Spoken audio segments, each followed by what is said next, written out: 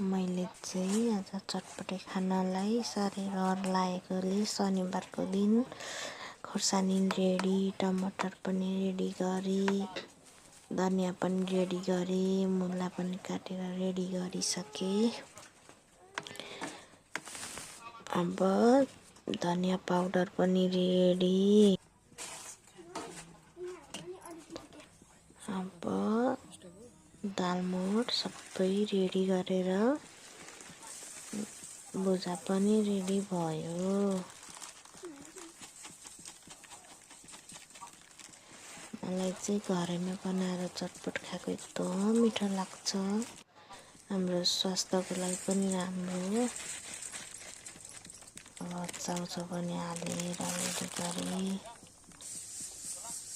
चाउचाउको मसला नि हाल्ने हो अलिअलि, मिठो हुन्छ एकदम, मलाई चाहिँ मनपर्छ। अनि अब आलु चटपटमा चाहिँ आलु पनि हालेर बनाएको एकदम मनपर्छ।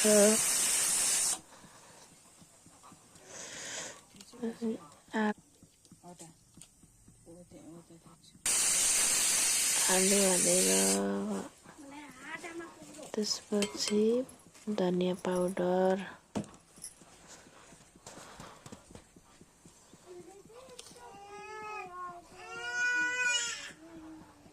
थोरै बिरे नुन अनि कागती लाएर मजाले मिक्स गर्ने। अनि घरमा बनाएर खाएको चटपटे कस्तो दामी मिठो हुन्छ। मेरो आज चाहिँ छोरीले शनिबारको दिन चटपटे भनेको कारणले चाहिँ चटपटे बनाइयो अनि खाना खाई मजाले। आजलाई यति नै, बाई बाई।